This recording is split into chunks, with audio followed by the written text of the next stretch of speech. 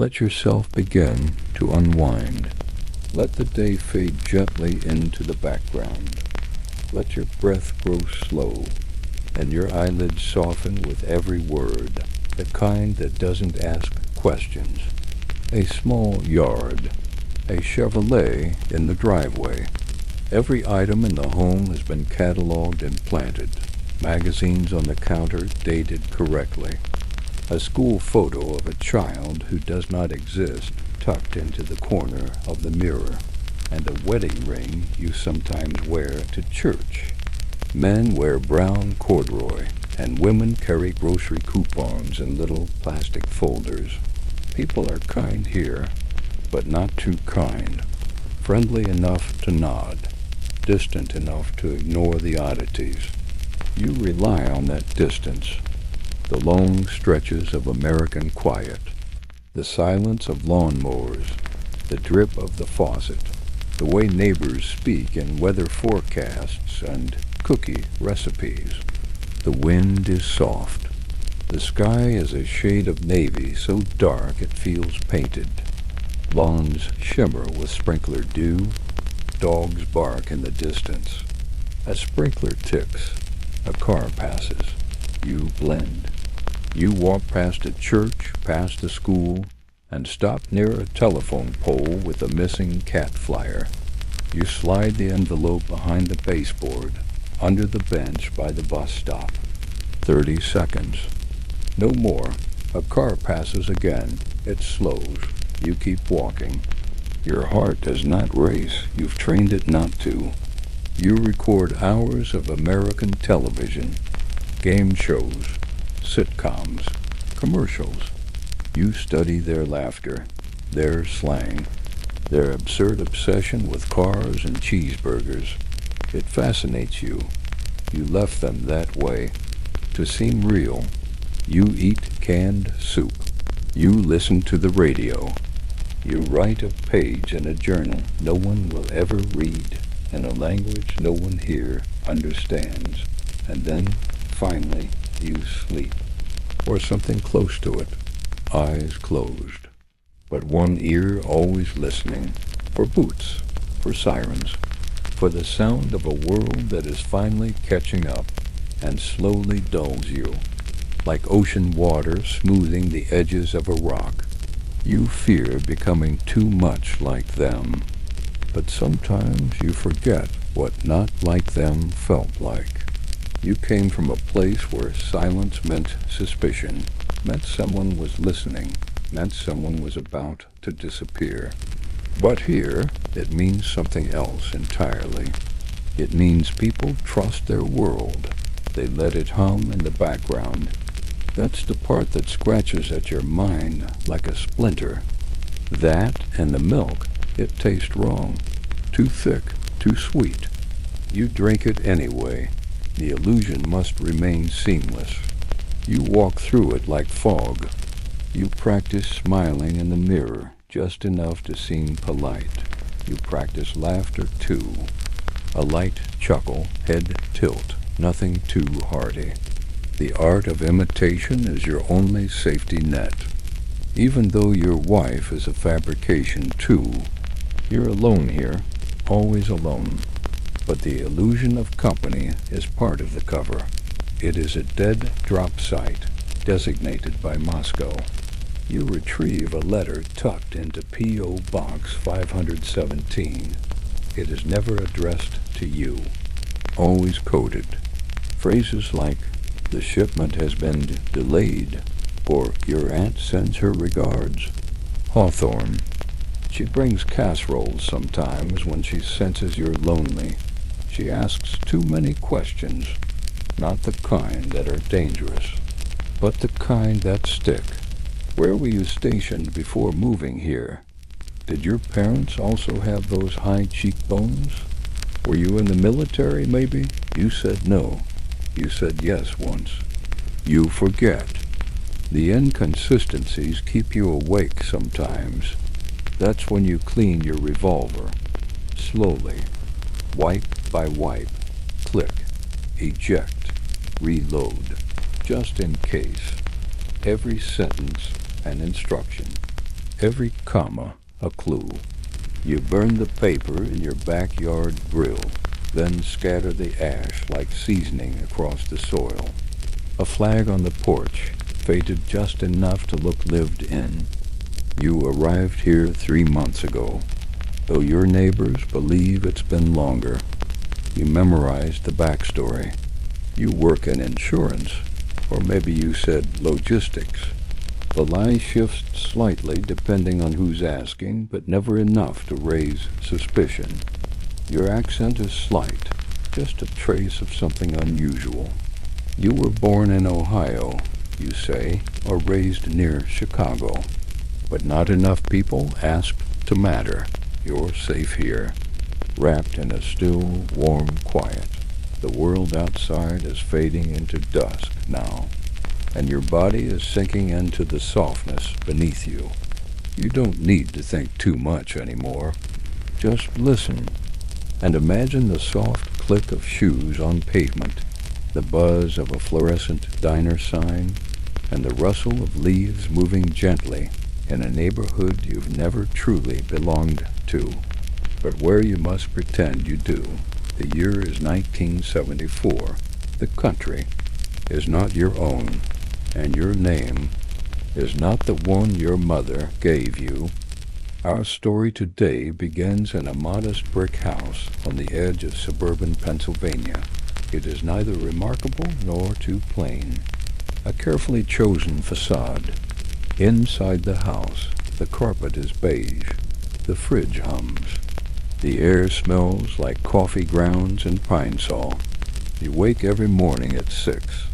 You shave, though your beard barely grows.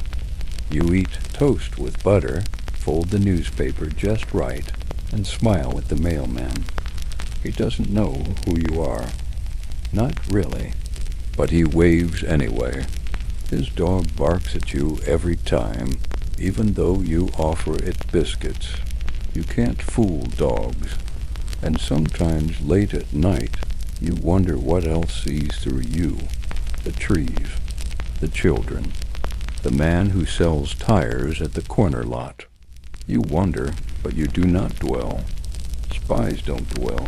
They observe, they record, they blend in. In the small town, the streets are slow. Sundays smell like fried chicken and gasoline. Every Tuesday you visit a post office that no longer uses the name it once had. The hardest part isn't the danger. It isn't even the lying. It's the quiet. There's a woman down the street, missus. There are listening devices planted under your floorboards. Not yours, theirs. Yours are hidden elsewhere. Tonight is a dead drop night. You walk as you always do, with a briefcase containing a small envelope lined with microfilm. The lights in the house are still on when you return. Your dreams, when they come, are usually of trains, of the long, groaning echo of steel on steel, of passengers with blurred faces, of snow blurring against windows as cities recede into nothing. In these dreams you are always traveling, but never arriving. Sometimes the dreams are of forests, birch trees and pine, and the strange feeling of boots pressing down on dry leaves. But most nights you dream of silence, not peace, exactly. You wear your khaki slacks, a shirt with faint blue stripes, and shoes that look like you bought them on sale. Instead, you key in a series of tones, a sound-based code, harmless to anyone nearby, devastatingly useful to anyone listening on the correct wavelength. The message is simple. The contact has been confirmed. No irregularities detected. No deviation necessary. End transmission. No return address. Just an image of Niagara Falls. On the back, a single line. The water runs higher in spring. The one that doesn't fit in a Pennsylvania phone book. You hear your mother saying it. You smell beet soup. You hear the long whistle of a train passing in the night. You wake up cold. You stare at it for 12 seconds. The code is buried in the postmark, the spacing of the stamp. You decode it in your head. Surveillance on you. Next drop location changed. Burn previous drop. You do not react. You thank the mailman. You nod. You close the door quietly. You always look like someone trying just hard enough. You park near the hardware store, even though you have no business there. Slowly. Watch it curl and blacken. You grind the ashes into your palm and wash them down the sink with cold water. Then you wipe down every surface you touched. Not because you fear fingerprints, but because it is habit, ritual, control in a world where you own nothing but routine. This is part of the pattern. You order a BLT and a coffee. The waitress is named Carol. She's in her late 40s, has a laugh like broken glass, and wears pink lipstick that always smudges on the rim of your mug. You say thank you. You never say more, but she tells you about her son, her knee problems, the heat. You nod.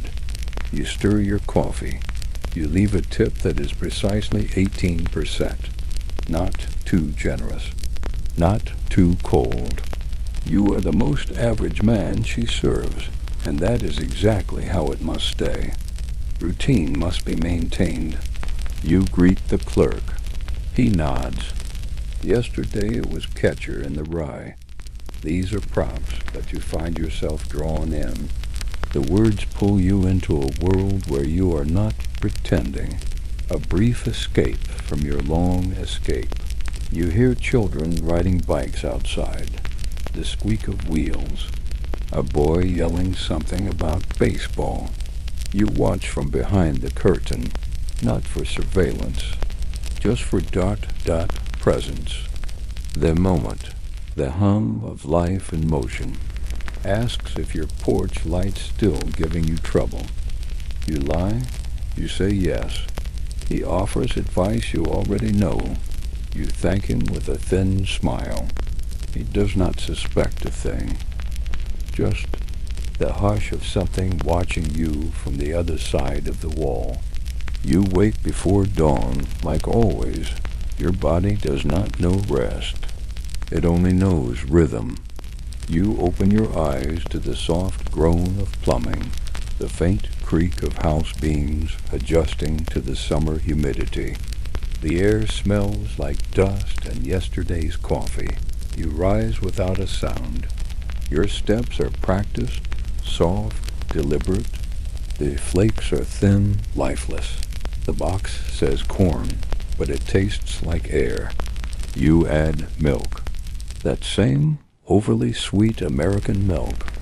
It clings to your throat, and for a moment you want to gag. But instead you swallow, breathe, and blink slowly.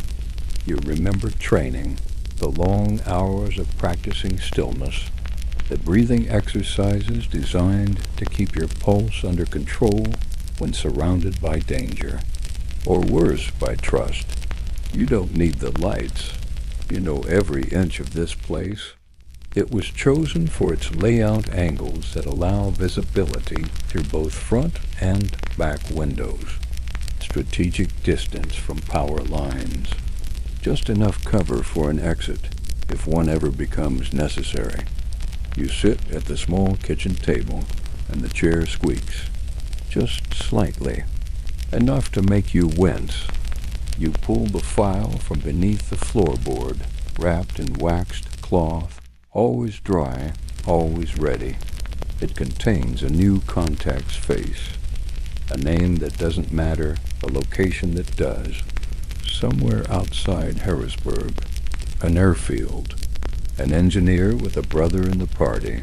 You are not meant to ask how Moscow knows this. You are only meant to verify, to observe, to blend in, and never interfere unless instructed. You pour cereal into a bowl. Later you go into town. The air is warm, slightly sticky. cicadas buzz in a far-off tree. You step into the payphone booth outside the store. It smells of coins and old gum. You pretend to call a friend. On your walk back, you stop at the diner. You return home by 11:42 a.m., just as you always do. You sit in the den. You open a book. Today, it's the Andromeda strain. By afternoon, the mail arrives, a postcard. You burn the postcard on the stovetop. That night, you dream of your real name, the one with the sharp syllables. You rise again before the light, this time with a heavier chest. Sleep has left something behind in your ribs, a pressure, like a folded letter you forgot to send. You sit on the edge of the bed, still dressed from the night before, because in truth, you never really undress anymore. Too many emergencies imagined. Too many what-ifs trailing behind you like smoke. You stare at the dresser, at the lamp you never turn on, at the photo frame with a smiling woman and child you do not know. They were clipped from a magazine, carefully pasted. It helps paint the story. But some days you almost believe you remember them. Some days you almost miss them. The new dead drop location is riskier closer to the university, farther from your routine path. You'll need to alter your walk pattern, your clothes, your timing. This time the drop point is beneath a bridge that crosses a narrow, dry canal. You study it from your car before approaching. There's graffiti on the side, old spray paint in red and blue. The word glory smeared unevenly near a rusted pipe. A broken bicycle wheel lodged in the weeds. It feels too exposed. But orders are orders. You return home first. Change shirts. Remove your watch. A watch draws attention, and you can't afford that today. You slip the microfilm into a hollowed-out ink pen and tuck it inside your sock. Not your shoes can be taken. Socks you're more likely to die wearing. That's what they taught you. You brush your hair differently. You wear sunglasses, though the sky is overcast. These are small variations, nothing extreme, but enough to shed your usual shadow if anyone has been watching. You leave your house through the back, walking along a path that winds through hedges and leads to a different street.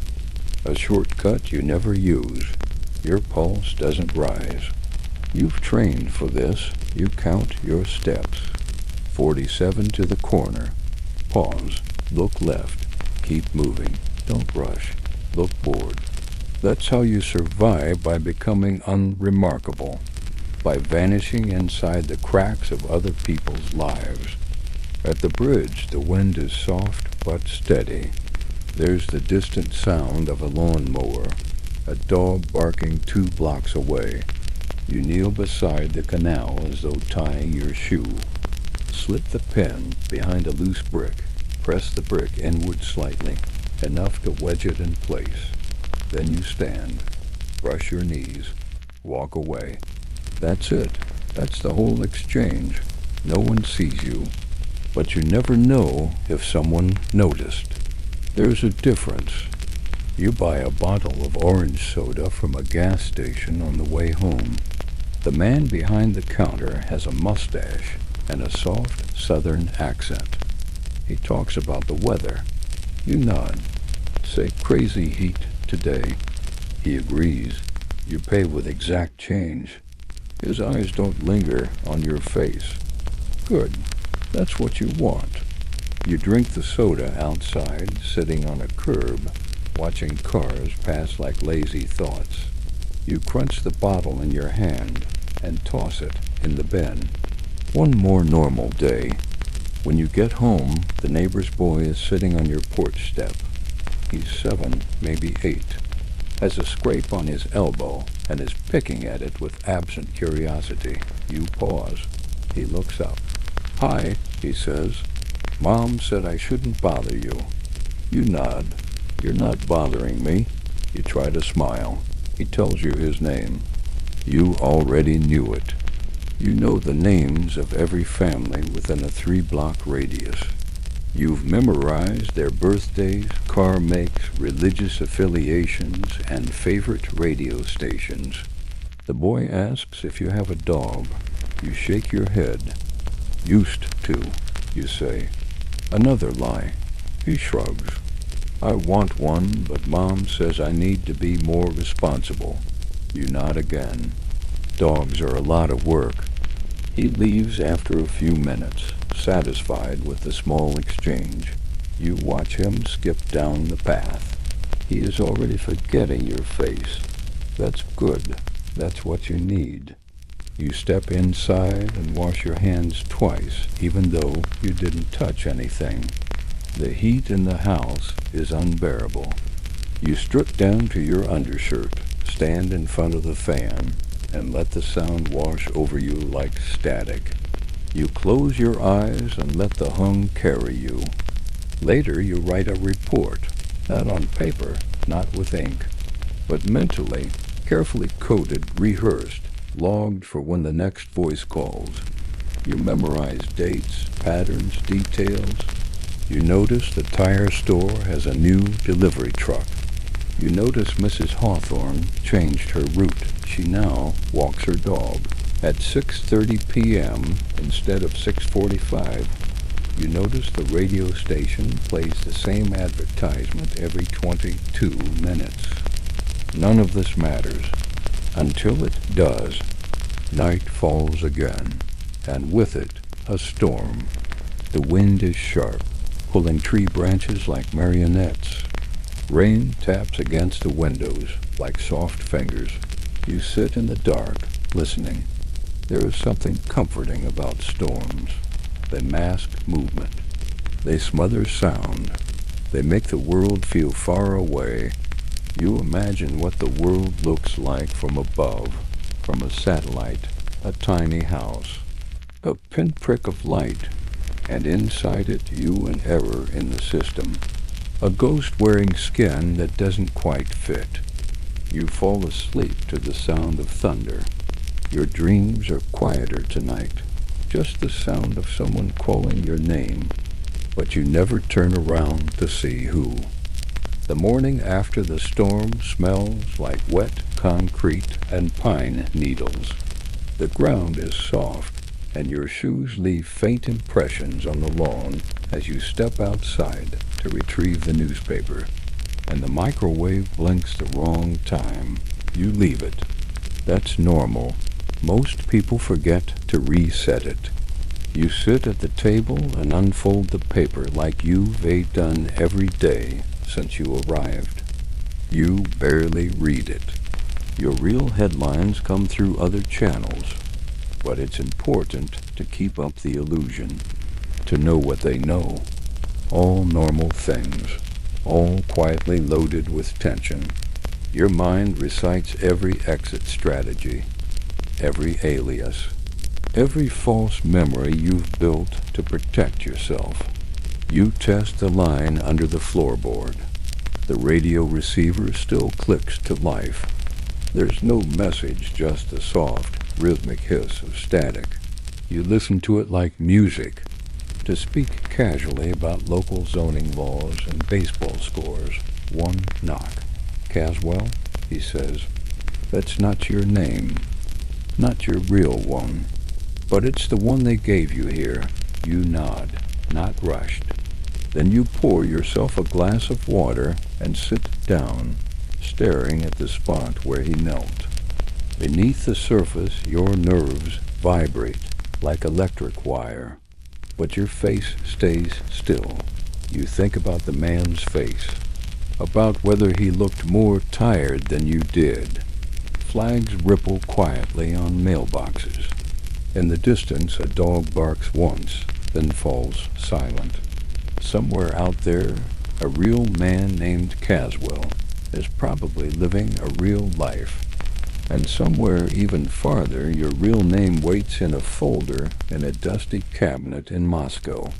You don't know which is more unreal now, whether his smile was real, whether you would even recognize a real smile anymore. You count backwards from 300 like they taught you, but when you reach one, your eyes are still open, not hesitant. Sometimes there are weeks of silence after contact. Sometimes orders change. Sometimes someone disappears. You've learned not to anticipate anything, not to hope, not to dread, just to be still.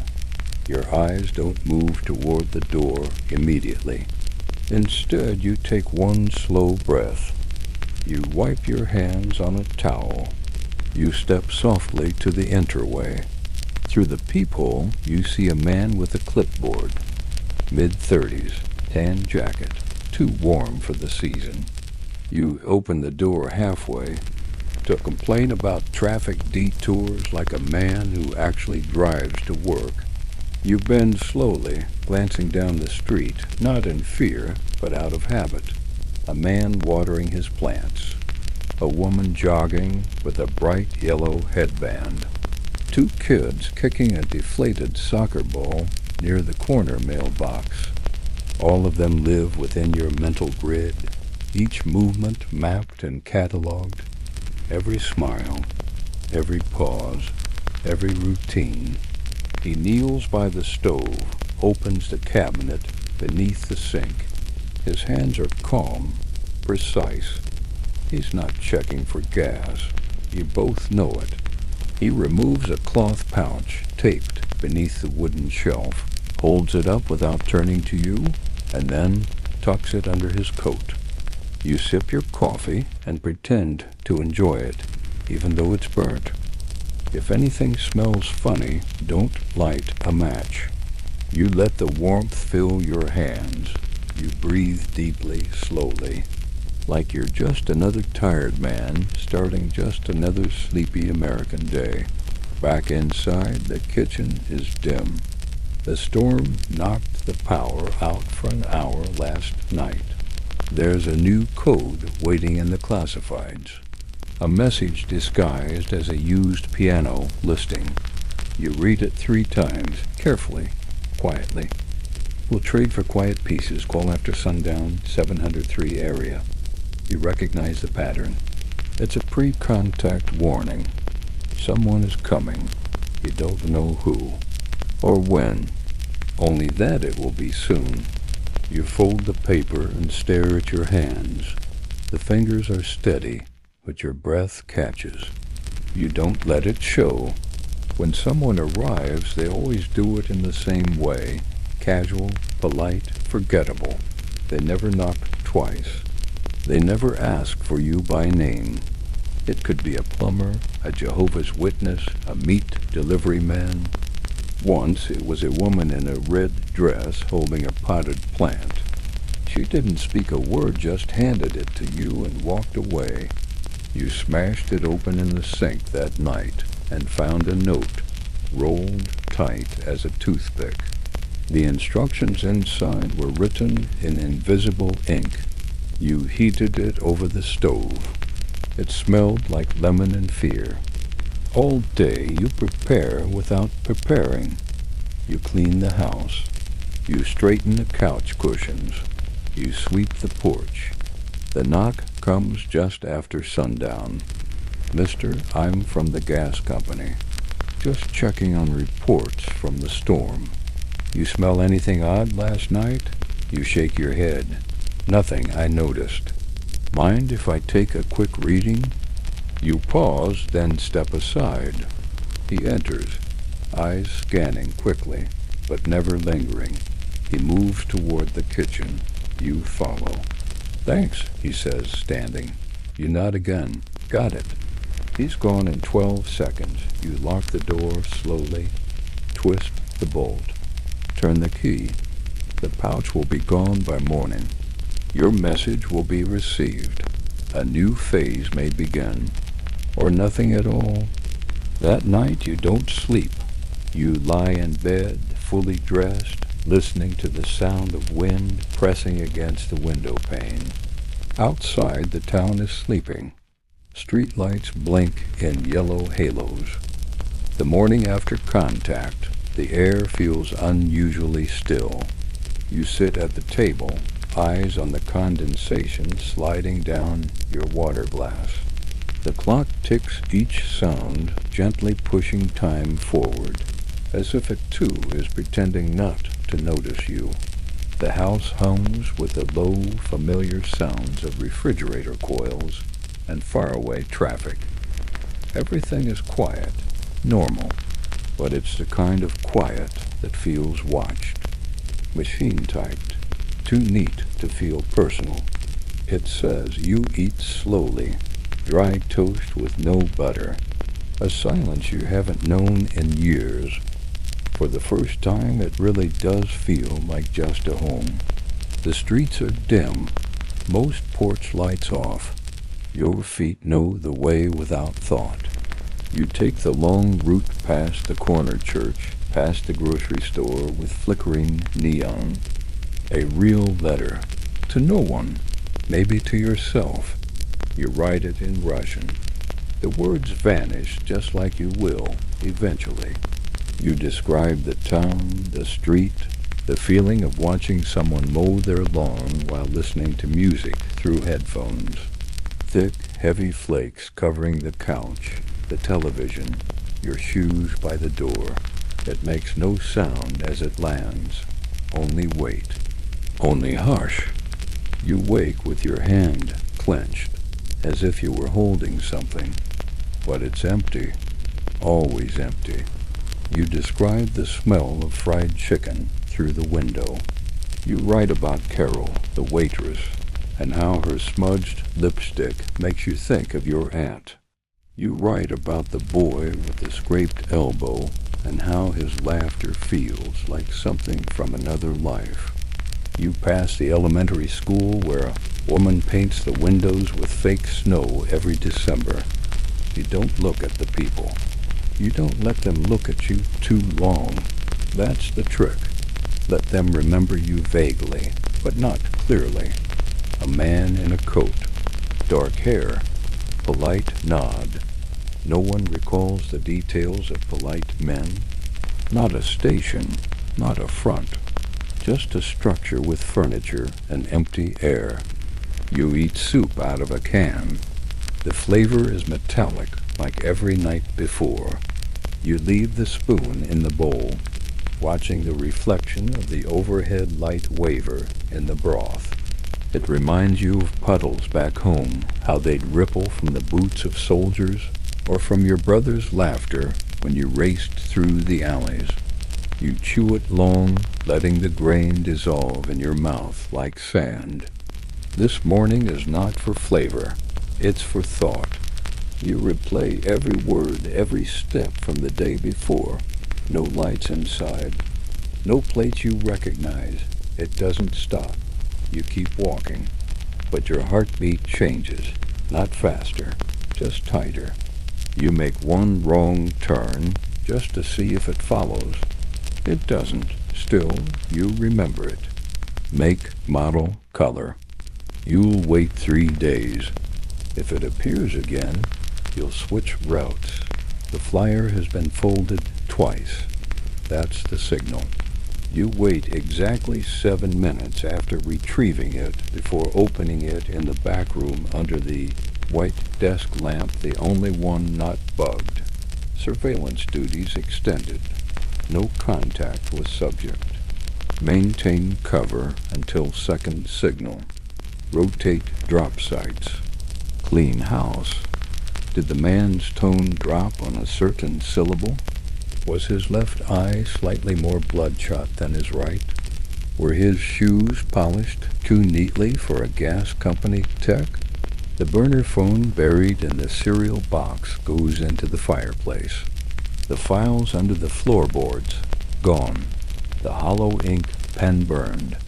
You lift the vent grates, scrub them with steel wool.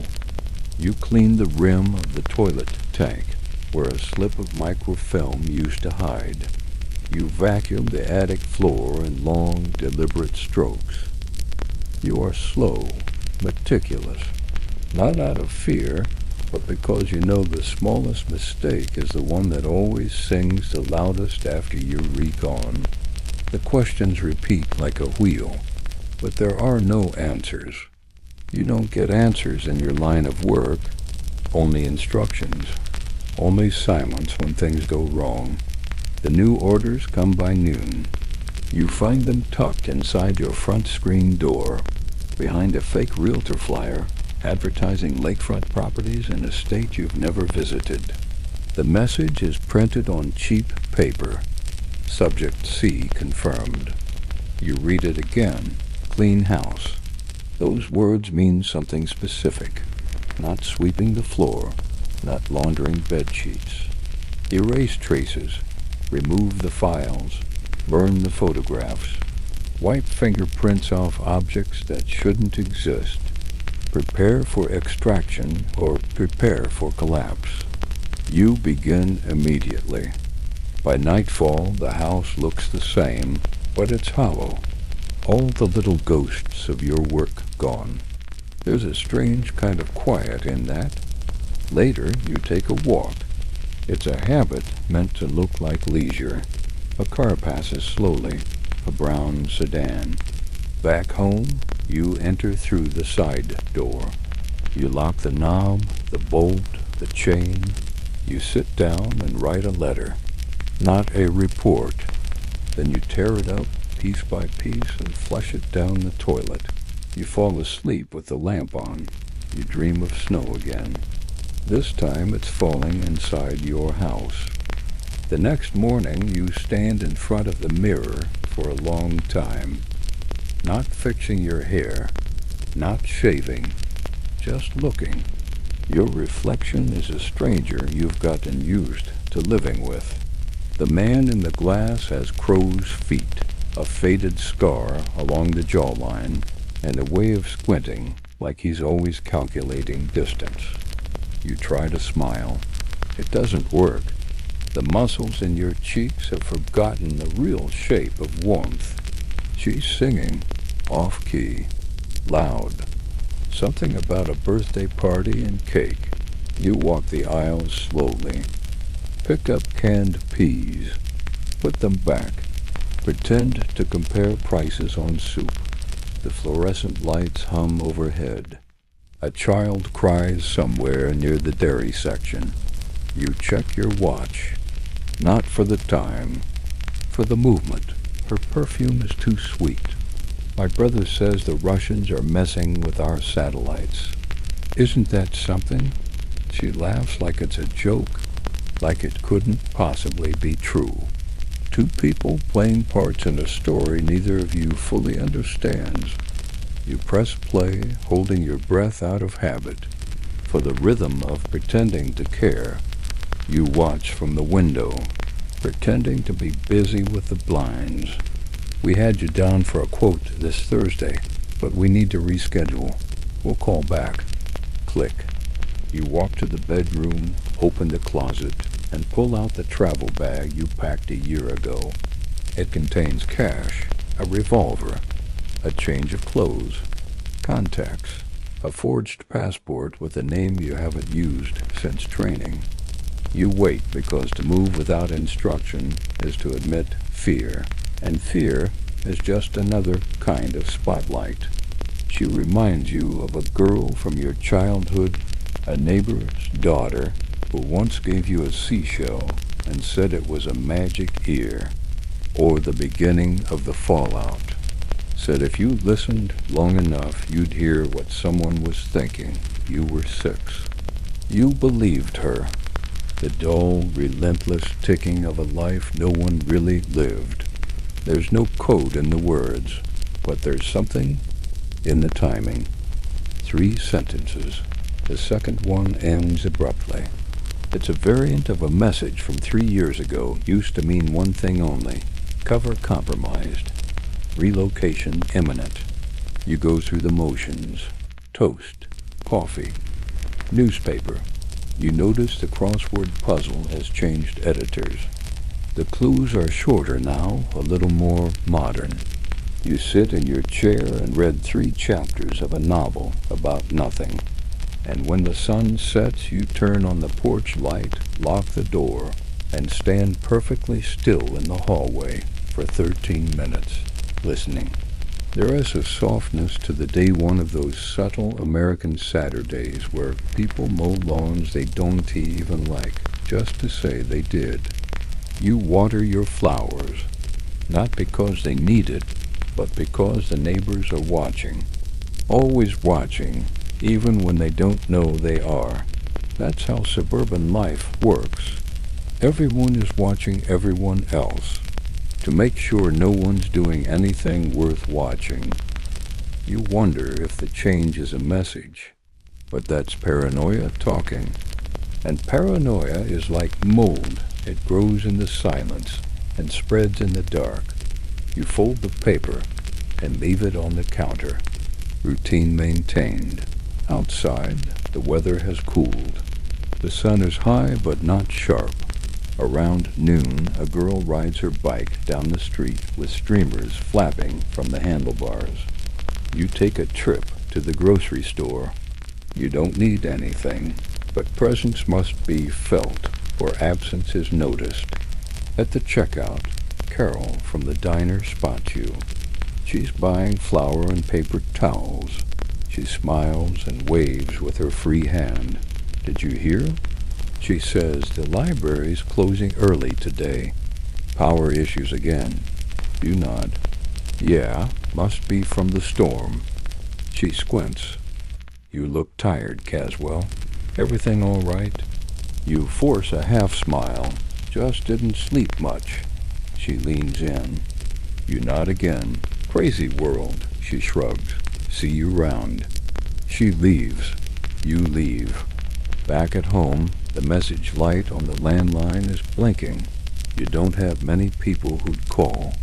A voice, clipped and clean, says, "Hey, this is Doan from City Roofing." You don't have any roofing issues. You never called anyone. This is a signal. You play the message again. Your chest tightens. Not panic, not yet. Just the awareness of time folding. You don't run. You wait. That's part of the process. You wait for confirmation, for a follow-up call, for a mark left on the mailbox. You eat dinner like always. Canned stew, crackers, a glass of milk that still tastes like chalk. You clean the bowl, wipe the counter, sweep the floor, listening for the end of the mission. But all you hear is a house settling into night.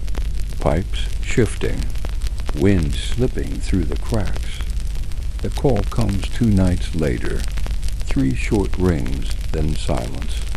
It's just past 2, Mara, you're awake, already sitting in the chair by the window, fully dressed, one hand resting quietly on your thigh, the other holding a lukewarm cup of tea you haven't sipped. You answer on the second ring. You don't say anything. Neither does the voice on the other end, not right away. Then, softly, a woman speaks. You left your lights on. You nod to no one. Your voice doesn't shake. I was reading. A click, then silence. The line dies. That's all it needed to be. The code is clear. You're being extracted tonight. Immediate relocation. Your cover, this quiet, fake life with its beige walls and false names is over. You feel nothing. Or maybe you feel everything all at once, and it's buried beneath layers of training. You set the tea down and begin the protocol. In the bedroom, you remove the back panel from the knit stand.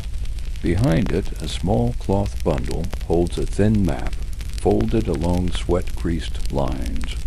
You trace it briefly with your finger, eyes closed, recalling every road and alternate exit. Then you destroy it. Flame, sink, ash, water, gone. You take the travel bag. You zip it shut.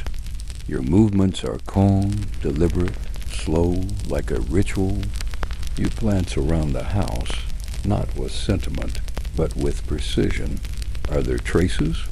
Smudges on doorknobs? Stray fibers in vents? You wipe every surface you touched. You unplug the radio receiver and crush it underfoot. You empty a tin of cookies into the trash, revealing a hidden flash drive that will now never be used. You burn that too. You leave the house at 2:47 wearing the same gray coat you've worn every Tuesday for months.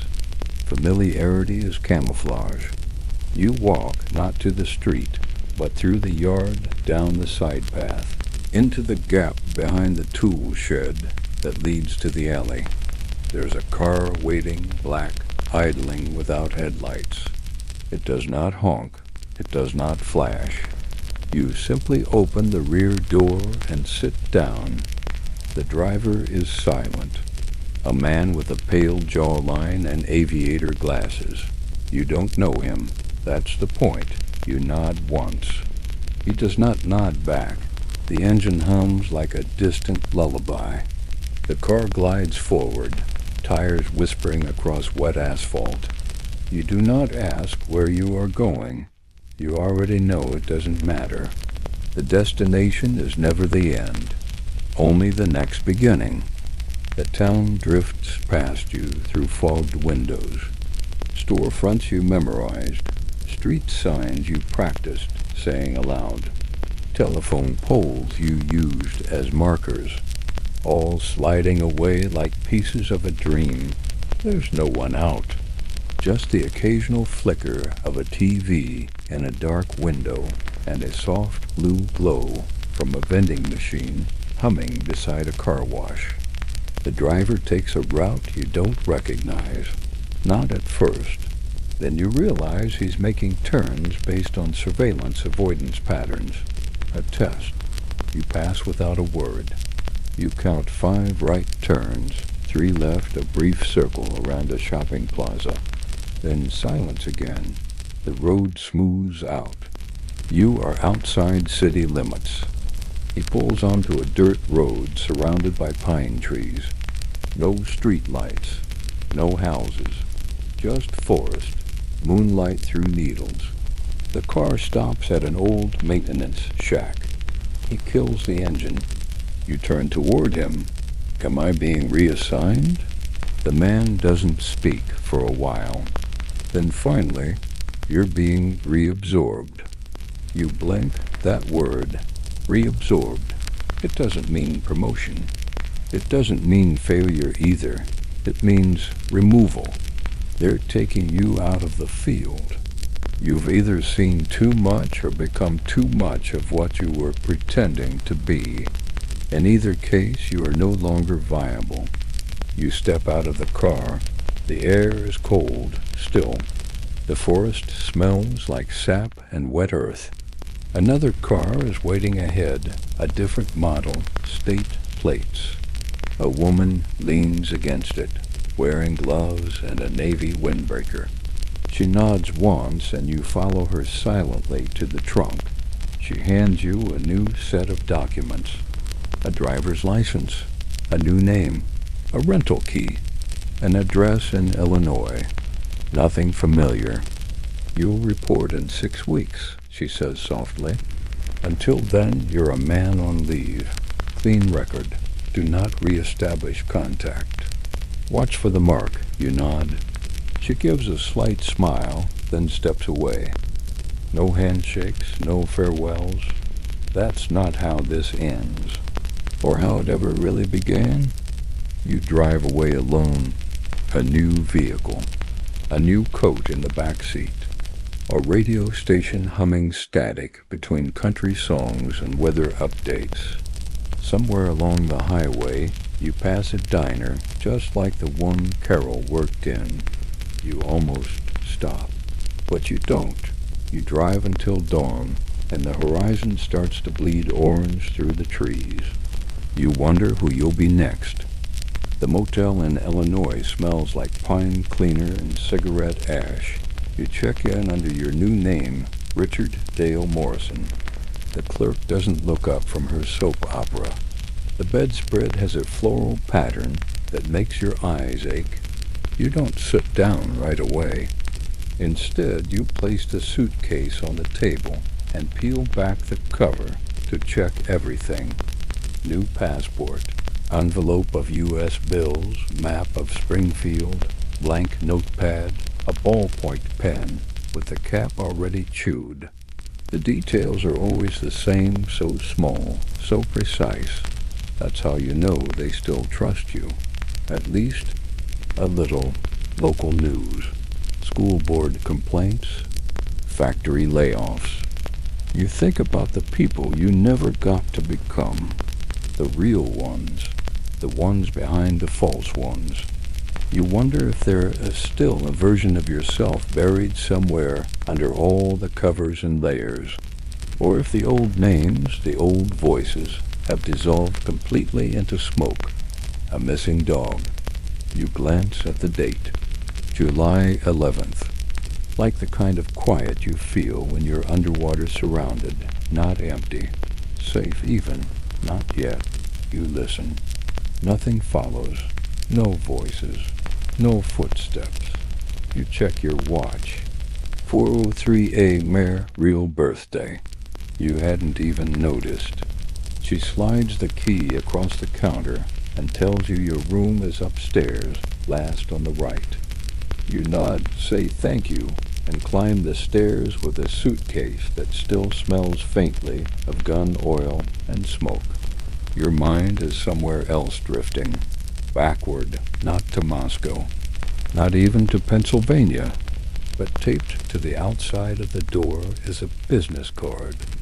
You retrieve it carefully, hands steady, breath calm. It reads, but to a small train platform in the middle of nowhere, the first time you handed over your real name and received a new one. You were so young, your shoes too big, your coat borrowed, your hands shaking despite the cold. You were told this would be temporary, but it never was. The hallway carpet is thin, the walls the color of oatmeal, and the door creaks in a way that could drive a man slowly insane if he stayed too long. You sit at the counter.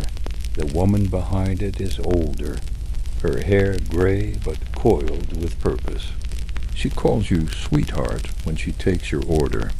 You ask for scrambled eggs, even though it's nearly 9 p.m. She doesn't question it. She pours you coffee, and the mug has a tiny chip on the rim. You turn it slowly, hiding the flaw. Inside, the lights hum. One of them flickers. You only rehearse it. Wear it like a second skin. Wait for the scene to end. And then vanish before the applause. You unpack only the essentials. One pair of clothes, a razor, a toothbrush, still in its packaging. You hang the rest in the closet even though you know you might not stay long enough to use them. It's about the illusion. You are Richard Dale Morrison, a man between jobs in town to maybe visit an uncle, maybe look at property. You'll decide which story to tell later after you hear the first knock, after the first strange car parks a little too long across the street. The television plays an infomercial about vacuum sealers. You watch it for 13 minutes straight without understanding a single word. Later that night, you walk to a diner 2 blocks from the motel. The man beside you reads a newspaper. You don't say anything. When you leave, you tip 20%. Not 18 this time. You're not sure why. Back in your room, you leave the light on and sit on the edge of the bed. You lie down without unbracing. You dream of silence again, but this time it's peaceful. You wake to the sound of a knock, 3 taps. Soft, even. You do not move. You cross the room and peer through the peephole. No one. The museum opens early for private guests. Tuesday, 6:15 a.m. Don't forget your hat. You sit back on the bed, card in hand, and exhale slowly through your nose. The new assignment has begun. The location? Unknown. The target, unknown. The life you just stepped into, already a memory. Because the truth is, you never really live a life in this business. Tuesday arrives wrapped in fog. The morning light filters through the motel window in muted streaks, barely illuminating the pattern of flowers on the wall. You wake with no alarm, no startle, just the soft ache of anticipation behind your eyes. You move through the room in silence, dressing, packing, wiping down every surface you touched. The shower runs for 5 minutes, but you never step inside. It's just part of the trail you leave behind. A towel dampened, a shampoo cap cracked open, a toothpaste streak on the sink. You want the room to feel lived in, not abandoned. You wear the hat. It's a plain gray cap, the kind sold at every gas station in Middle America. Blue jacket, faint scar over his left eyebrow. He's holding a brochure, but not reading it. Nothing distinctive. That's why it works. You leave the motel on foot, take a right past the shuttered pharmacy, and reach the museum just after 6. The file says he works for a military subcontractor specializing in early satellite telemetry, and a sealed envelope marked with the Soviet hammer and sickle in faded red ink. He lives alone, no pets.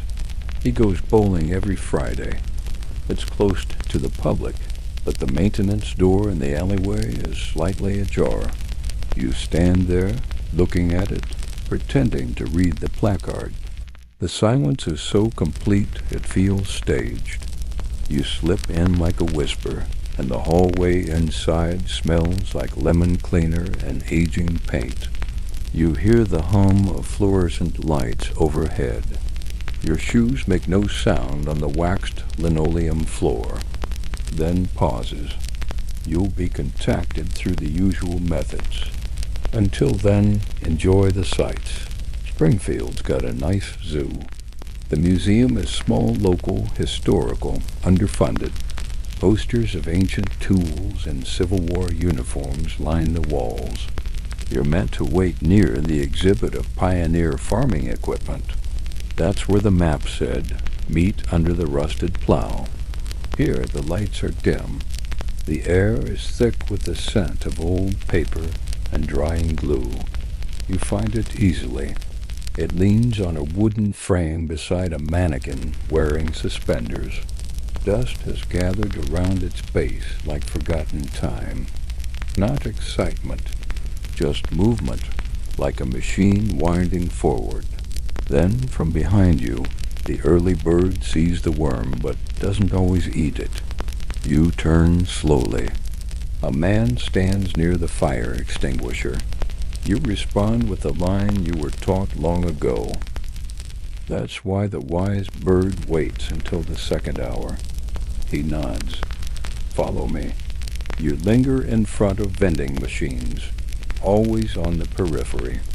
You learn his patterns, his route to work, the way he favors his left knee on stairs, the way he smiles at the waitress but never asks her name. He seems ordinary, but so did you, and you know better. You walk through the museum together in silence. He leads you through an employee-only hallway, past an office with yellowed blinds, and down into the basement archives. He hands you a folder. Inside, a photo of a man, early 40s, mustache, American. The man in the blue jacket gives you no instructions, just the photo, a blank key card. What if I refuse this one? You ask before you can stop yourself. He tilts his head. Then someone else will take your place. You already know that. He adds, you've lasted longer than most. You've adjusted better. You nod, unsure if that's praise or a warning. He turns to leave, and then he's gone. You sit alone in the archives, folder in hand, heart beating with that familiar, even rhythm, not fear.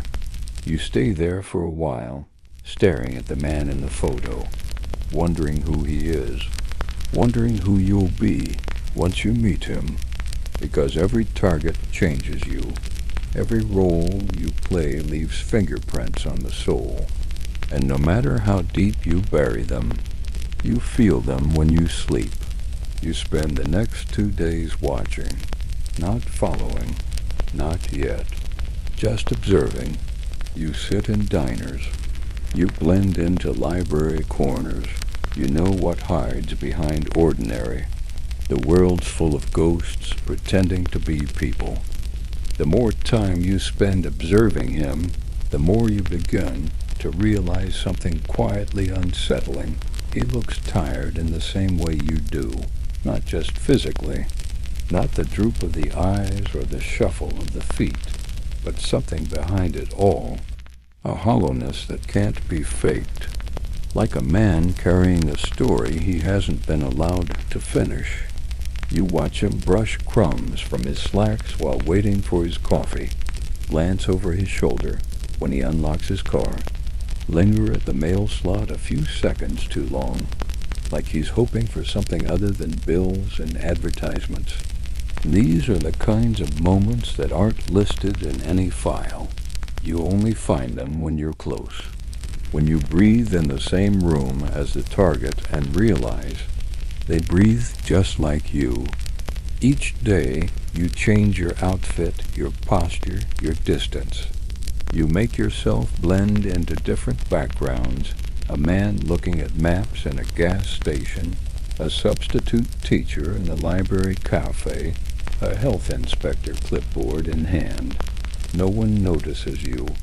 That's your greatest weapon, not the gun hidden under your belt, not the phrases encoded in toothpaste ads, but your talent for vanishing while standing right in front of someone.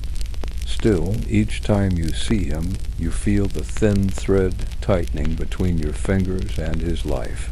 You've done this before many times, but there's something in his walk, in the way he holds his keys like he's unsure if he'll return home, that makes this feel heavier. Like your presence in his shadow isn't just part of a plan, but a disruption in some delicate, invisible balance. You begin to dream of being followed, of your own name being read aloud on a loudspeaker in an empty room. You dream of Moscow, but it's not how you remember it. The buildings are warped, the streets empty, and every door you try to open leads back to the same motel room in Illinois. The bed is always unmade, the suitcase always open, and the man from the photograph is always sitting in the corner, asking you why. But you never answer. You just sit beside him in silence, the both of you waiting for a voice that never comes. On the 4th day of surveillance, you receive a postcard in your motel mailbox. It's blank on the front, a washed-out photograph of Niagara Falls again, just like before. You flip it over. There's only one sentence written in looping, almost feminine handwriting. The birds fly south at nightfall. You know the code. It's a green light. You're to make contact within 48 hours. No direct interference. No elimination. Just contact. In the language of your handlers, that can mean many things: an offer, a test, a push in a particular direction. You're to figure out which. The next day, you place yourself closer, not in the periphery, but just within the edge of his world. You enter the cafe 2 minutes after he does. You sit 4 stools down. You order black coffee and a ham sandwich. He asks for a cinnamon roll and sits with his back to the window.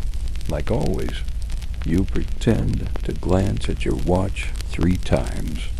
You tap your pen on the counter in irregular patterns.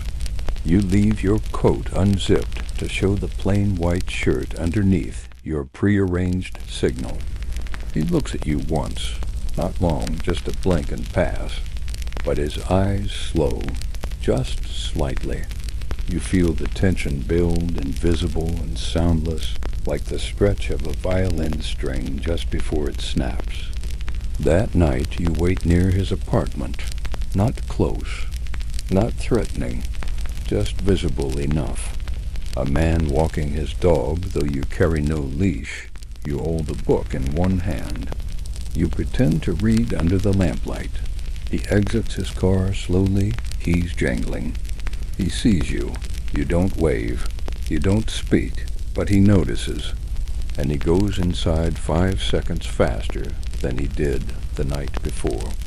Later, in your motel, you stare at the ceiling fan and imagine it spinning just a little too fast, its rhythm out of sync with the world.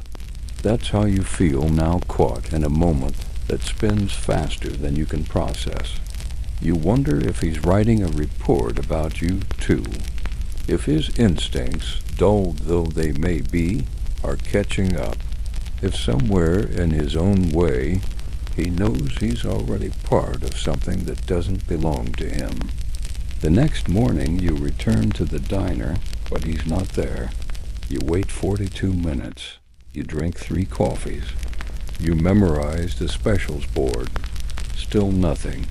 You leave and begin circling his block at measured intervals. No movement, no car gone, no light on. You begin to wonder, has he made you? Has he disappeared? And then at 4:12 p.m., he walks right past you on the sidewalk. No coffee, no coat, just his face, drawn tight and pale. And as he passes, he says nothing, but he drops a folded napkin onto the ground at your feet. You wait 5 full steps before picking it up. Inside, written in trembling blue ink, "I know who you are. Let me go." You fold the napkin, tuck it in your sleeve, and keep walking. The test is over. Now comes the part they never train you for. You don't sleep that night, not even in the shallow way you usually do, drifting between half-dreams and low breathing. This time you sit perfectly still in the motel chair, the napkin resting on the table beside you like a live wire. You stare at it, then at the ceiling, then at the window blinds, measuring the silence. There's no knock, no follow-up message, no car idling outside, just the quiet thrum of a cheap air conditioner and the occasional murmur of a semi-truck passing on the highway. You've been made. That's the reality. He knows who you are. Or maybe not exactly who, but what. He's figured out enough. And instead of running, instead of reporting you, he wrote you a message and asked for mercy. Let me go. 3 words, no code, no bargaining. Just the kind of plea that strips everything else away: rank, flag, assignment, purpose. You've read hundreds of files, dossiers full of targets who never knew they were being watched. Men and women whose names you memorized and then forgot. But this is the first time one of them has spoken to you directly, looked through the paper wall, and found the person hiding behind it. It should terrify you. It should trigger every escape protocol you've rehearsed since the academy. But instead you just feel still. At dawn you shower. Not because you need to, just to feel the hot water run down your spine, to remind yourself you're real. You dry off slowly, dress with precision. Every button, every fold. You place the napkin inside a book in your bag between pages 94 and 95, not to hide it, but to mark it, as if it's a chapter you'll return to, even if you pretend to forget. By midday, you're in the library, the 2nd floor, a quiet wing filled with old municipal records and yellowing architecture journals. You sit in the back near the dusty windows and write a coded message on the inside flap of a discarded envelope. It's meant for your handler, You tell them what happened. You don't lie. You don't offer suggestions. You simply write. Target made contact. Identified surveillance. Requested disengagement. Awaiting further instruction. You leave the message inside a copy of Modern Bridge Design, Volume 2, placed precisely 3 inches from the end of shelf 43B. That's your drop.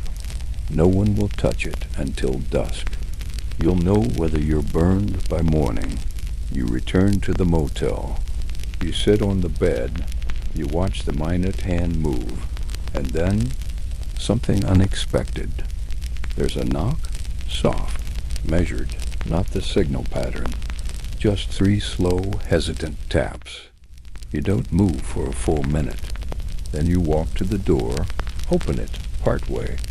He's standing there, the target, the man from the folder. Not in uniform, not in a panic, just quiet. Like he's been waiting outside your door for hours, building up the courage to break protocol neither of you should even know exists. I'm not here to stop you, he says. His voice is calmer than it should be. But I can't keep pretending I don't see what's happening. You don't answer. Your body is still between instincts. Half exit strategy, half static. He continues. I'm not a threat. I just want out. Whatever this is. Whoever you are. Whatever you were sent to do. I don't care. I don't want to be a part of it anymore. You open the door a little wider, enough to let him see the weariness in your face. He steps back, not in fear. In respect. You speak, finally. You're already part of it. He nods. Yeah, I figured. There's a long pause. Then he asks, can I give you something? You nod once. He reaches into his coat pocket, slowly, deliberately, and pulls out a Polaroid photo. It's old, curled at the edges.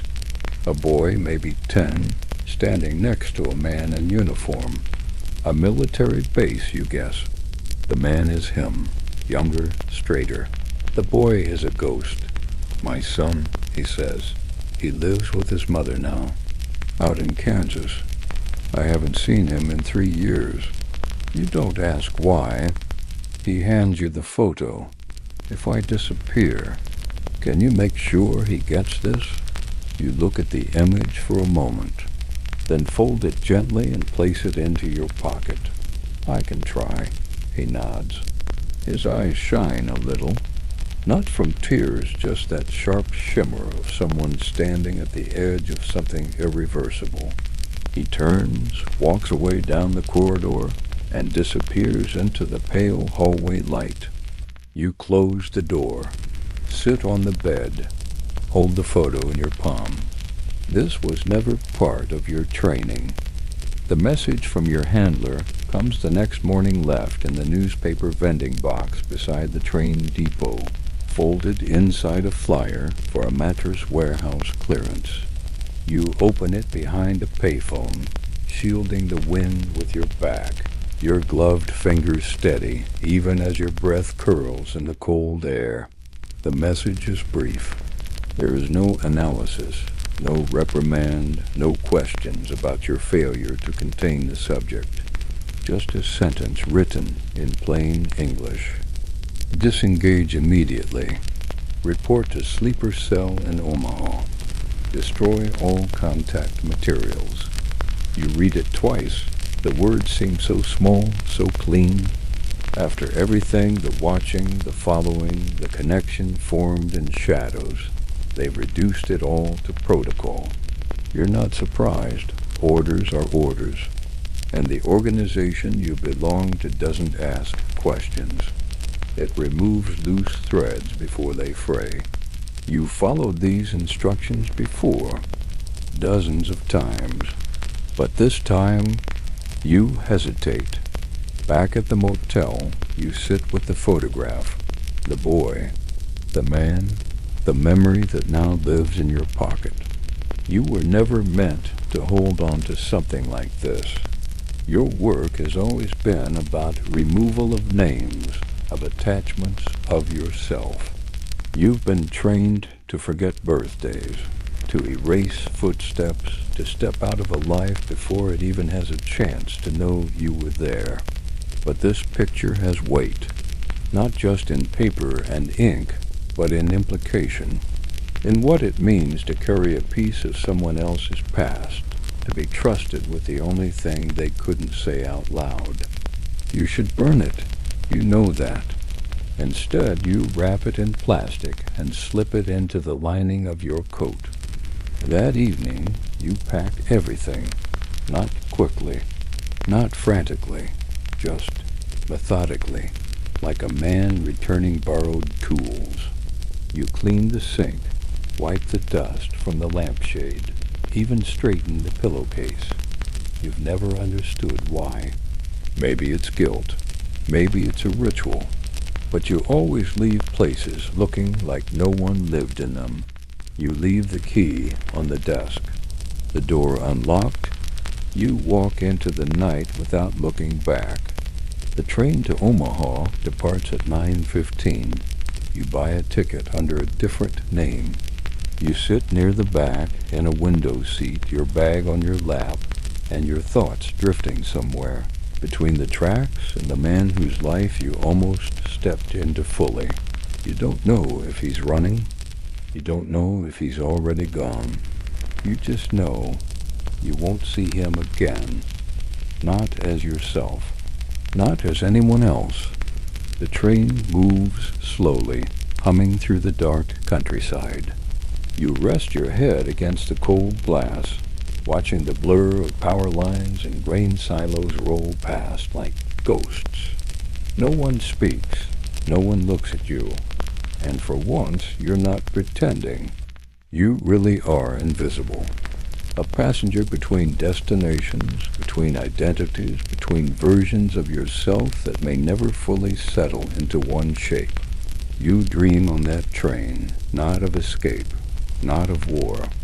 You dream of a house, wooden floors, curtains moving with the breeze. You are inside, barefoot, and the floorboards are warm beneath your steps. You smell bread baking. You hear the low sound of a voice reading aloud from a book. You know the voice, though you can't place it. You walk toward it, but the dream ends before you find the source. In Omaha, your contact doesn't meet you at the station. Instead, there's a locker near the men's bathroom. Key code 1441. You unlock it and find a new identity packet, a burner phone, and a motel keycard. No note, no voice. Just instructions printed on sterile, powder-white paper. You're now Michael Leland, a traveling agricultural consultant with ties to no one. You're to remain in deep sleep mode until further notice. Deep sleep. It's the term they use when they shelf you. No active mission, no communications unless urgent. You become a shadow of a shadow, a man waiting in purgatory between past assignments and ones that may never come. It's not exile, but it's close. You settle into the new motel. Different wallpaper, same emptiness.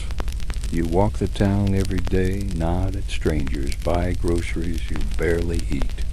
You do crossword puzzles you never finish. You read books with blank titles, where every chapter starts to feel like the last. Weeks pass. No orders, no messages, only silence. And in that silence, something begins to thaw. You think about the man you watched, the one who saw through you, who asked to be let go. You wonder what happened to him, if he disappeared like the others, or if he found a way to live, not as a target, not as a ghost, but as a father, a man, someone who got to choose his ending.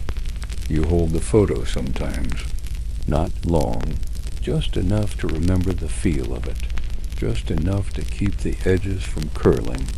And one night, as the rain taps softly on your motel window and the world outside hums with a kind of distant indifference, you realize something that chills you more than any extraction order ever has. You're starting to forget your real name. Not the one on your file, not the one in your latest passport, but the one whispered to you when you were born, the one no one else was ever meant to use. You whisper it out loud, just once, just to make sure it's still there. It echoes in the empty room like a prayer that never had a God. The winter drifts in slowly, almost politely, as if apologizing for disturbing your stillness. Frost begins to form along the motel windows each morning, thin and delicate like the wings of something you haven't seen in years. You keep the heater on low and layer your clothes as the days pass unnoticed. In this phase, this deep sleep, you are not to reach out, not to respond, not to draw attention. You are to be ordinary. You are to be dust on a bookshelf. You are to become so forgettable that even you forget you are waiting. The days settle into a rhythm, not unlike surveillance, but now you are watching yourself. You log the groceries you buy. You chart the hours you sleep. You sit in coffee shops and track the weather, the shape of people's coats, the number of sugar packets someone uses before they stir. You wonder what it's like to do this and not be on mission. You wonder what it's like to do this simply because you want to. And slowly, subtly, that thought begins to bend your posture, soften your gaze. You stop listening for code in every advertisement. You stop decoding the tone of every stranger's voice. You begin unintentionally to live like someone who isn't waiting for orders. But they still come. One evening in late December, the burner phone lights up. It doesn't ring, just glows softly from the corner of the room. You stare at it for a full minute before picking it up. One text message. 3 words. Are you compromised? There's no sender. There's no timestamp. Just those 3 words blinking coldly on the screen. You stare at them until your eyes water.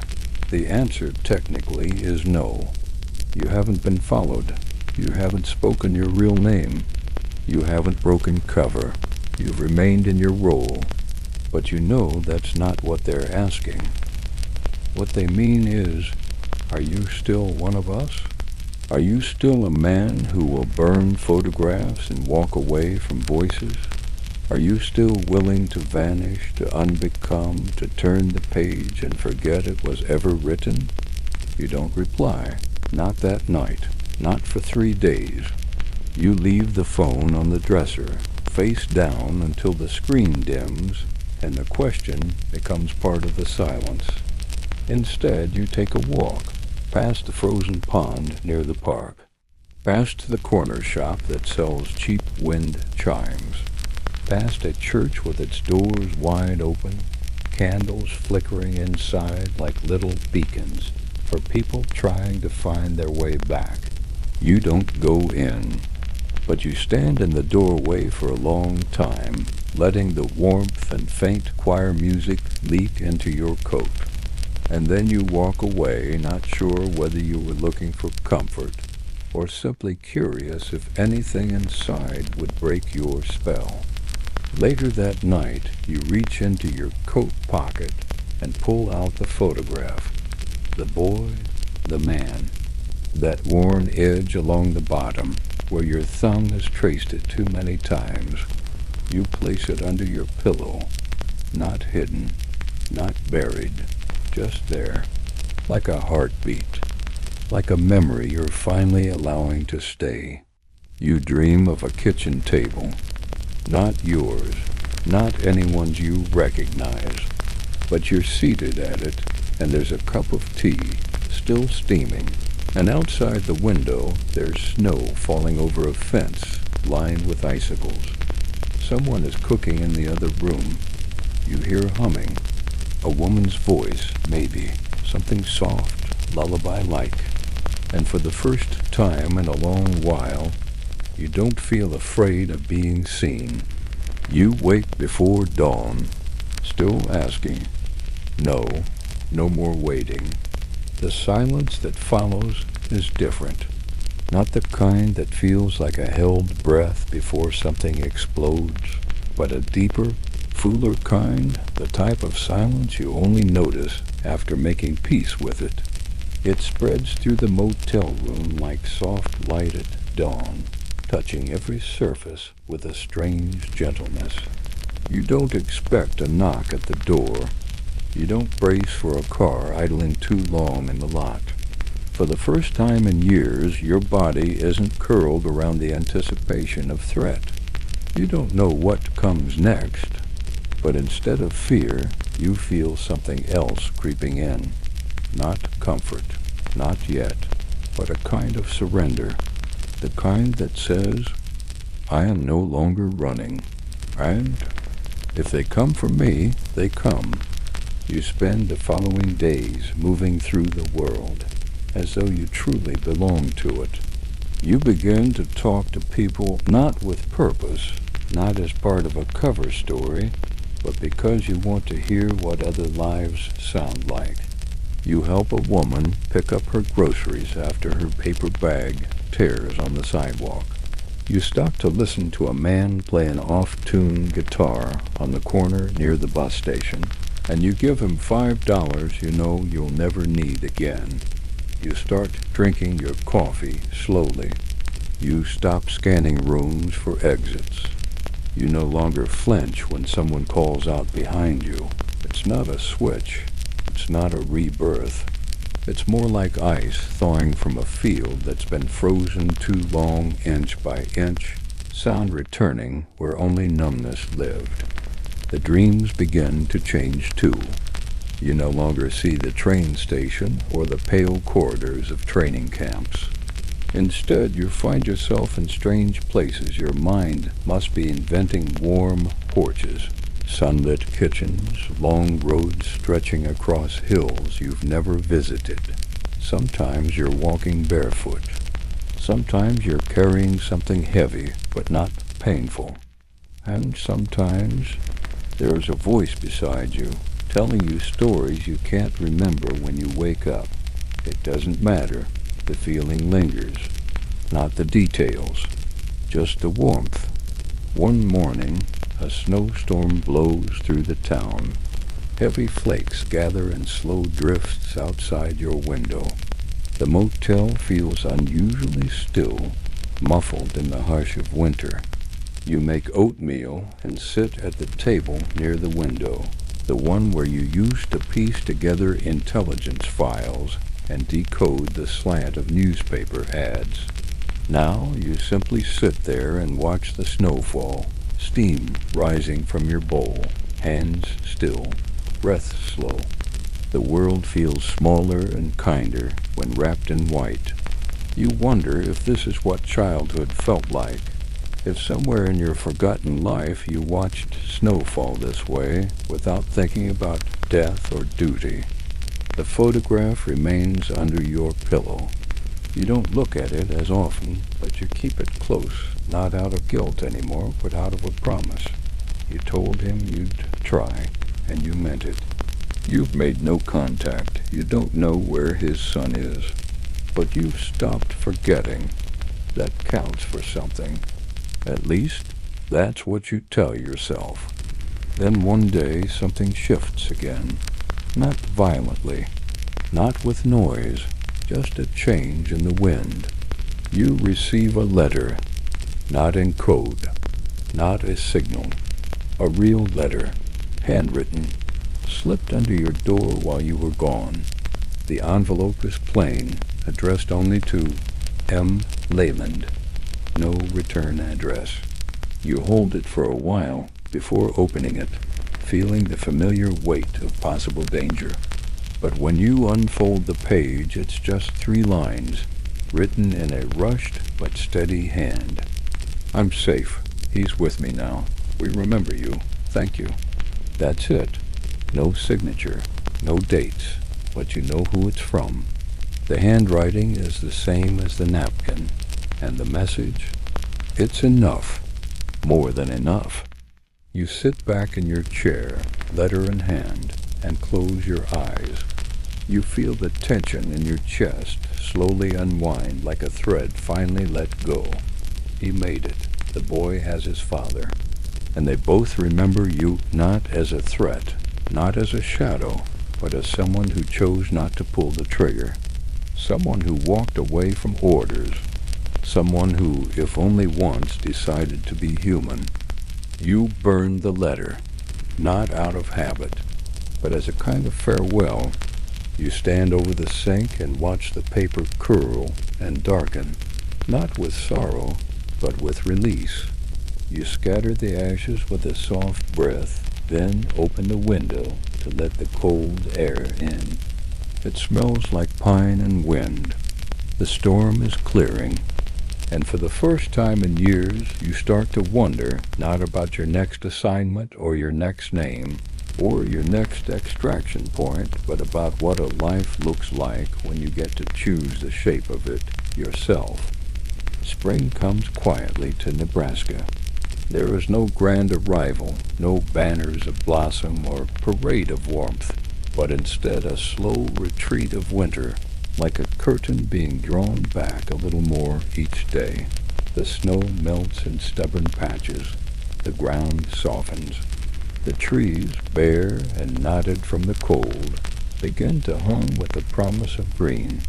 You notice these things now. You didn't before. You would have walked past without looking. Your eyes had always been fixed on people, on patterns, risk, timing. But now you stop to study a bird's nest wedged between telephone wires. You pause to feel the sun press against your shoulder. These are the things no training manual ever taught you to notice. You take a job, not because you need the money, but because you want to see what it feels like to wake up for something real. A hardware store on the edge of town, where the paint smells linger in the air and the radios hum softly behind the counter. No one there knows your story. You're just Mike. You unpack boxes. You sweep aisles. You help people find screws and fix leaking hoses. And when you smile, it's not calculated. When you speak, it's not rehearsed. The customers thank you without suspecting the hands that once dismantled radios for wiretaps now load wheelbarrows into the backs of pickup trucks. Some nights you still wake at 3 a.m., heart racing. There's no sound, no threat, but the memories slip in through cracks, silent corridors, coded knocks, blood you never washed from your hands, but buried instead. You sit in the dark and breathe, that's all you do, and slowly the panic fades. You make tea.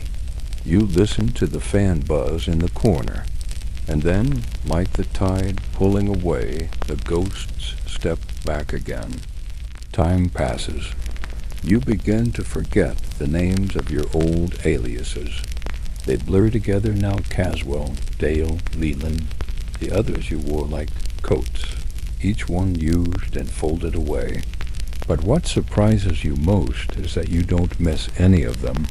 You don't miss the tension, the lies, the way people looked at you and never really saw you. What you miss is quieter. The sound of Russian in your mother's voice. The way snow fell in the alleys of your childhood home. The first time you were taught to hold still, not to hide, but to listen. You keep the photo. It lives in a drawer now between a pack of batteries and a screwdriver. Not hidden, not displayed, just kept. It's no longer a burden, no longer a guilt-ridden reminder. It's a story you were allowed to be part of, a small one, but meaningful. When you open the drawer for something else, sometimes your fingers brush the edge of it, and a calm comes over you, like hearing a song you didn't know you remembered. One afternoon, as you're restocking sandpaper in aisle 4, a boy walks in holding his father's hand. The man is unfamiliar. Middle-aged, worn cap, sunglasses. But something about the tilt of his head, the way he scans the room carefully, calmly strikes you. He doesn't look at you, doesn't linger. But as he passes, he drops something on the counter near the register, a receipt, folded once. You wait 10 minutes before unfolding it. One word written in looping blue ink, peace. You stand there for a long while, just holding the paper. The register beeps behind you. Someone laughs at the far end of the store.